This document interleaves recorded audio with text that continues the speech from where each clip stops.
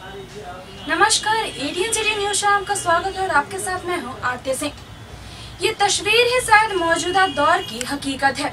इस हकीकत से नजर मिलाने का साहस पैदा कीजिए, हिम्मत कीजिए ये कहने का कि इस महिला के चिरहरण में हम सब शामिल हैं। आप चुप रह सकते हैं, लेकिन आज ये तस्वीर चुप नहीं बैठेगी, खामोश नहीं रहेगी।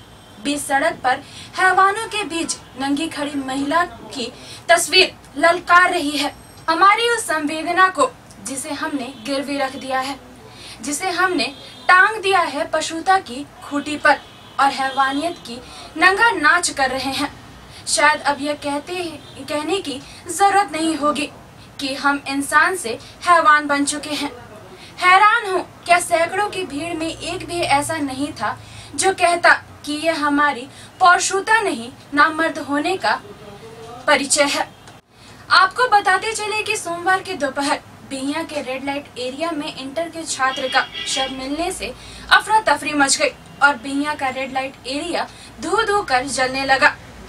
शंका पर जब आक्रोशित लोगों का इससे भी जी नहीं भरा तो उसी एरिया की कथित एक महिला का न सिर्फ जमकर पिटाई किया गया बल्कि उसे नंगा कर पूरे बिहिया बाजार में घुमाया गया।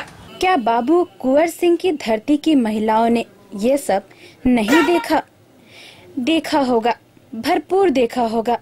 किवाड़ों की ओट से लग के, खिड़कियों से छुप के, छतों पर चढ़ के, लेकिन किसी को भी यह पीड़ा अपनी नहीं लगी होगी। किसी ने उस महिला में खुद को नहीं देखा होगा। वो सब भी तमाशबीन बनी रही, ठीक वैसे जैसे ये मर्दों की महफिल हो और उसमें औरतों को जाना मनाही हो। एक बार देखिए इस तस्वीर को। 12-13 साल के बच्चे भी इस भीड़ का हिस्सा है। हैवानों ने अपनी हैवानियत की जमात में अपनी अगली पीढ़ी भी शामिल कर ली। सवाल सरकार पर उठ रहे हैं, लेकिन कब तक कोसिएगा नीतीश कुमार को? कब तक सुशील कुमार मोदी को जिम्मेदार मानिएगा? कब तक लालू से सवाल पूछिएगा? कब तक तेजस्वी में भविष्य तलाशिएगा?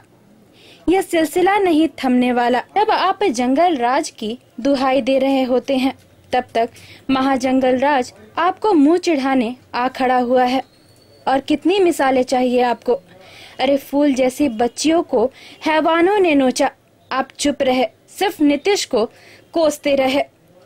क्या नहीं कहा कि हमारी चुप्पी ही ब्रिजेश ठाकुर जैसे हैवानों को पैदा करती है? क्या उसके घर के इर्द गिर्द रहने वाले लोगों ने यह जानना चाहा कि आखिर कौन सा मसीहा बना है जो सरकार इस पर करोड़ों न्यौछावर कर रही है? लोग भी शामिल हो गए उसी महफिल में जिसकी शोभा बिहार के यशस्वी मुख्यमंत्री बढ़ा रहे थे। क्या बिहार के किसी पत्रकार ने ही यह जानना चाहा था कि 2 टके के उस अखबार पर सरकार इतनी मेहरबान क्यों है? कसूर कहाँ सिर्फ इतना ही है, एक लंबी फहरिस्त है। समाज को घृणित करने में हम कहाँ नहीं रहे?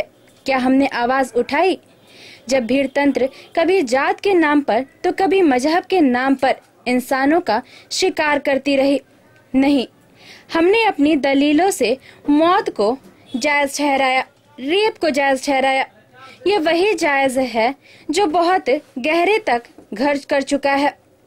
उसी का प्रमाण आरा की तस्वीरें हैं जो किसी पाकिस्तानी या अफगानिस्तानी मुल्क की नहीं, उस देश की है जो द्रौपदी के चिरहरण से लेकर आज तक चुप ही रहा है, जो द्रौपदी के चिरहरण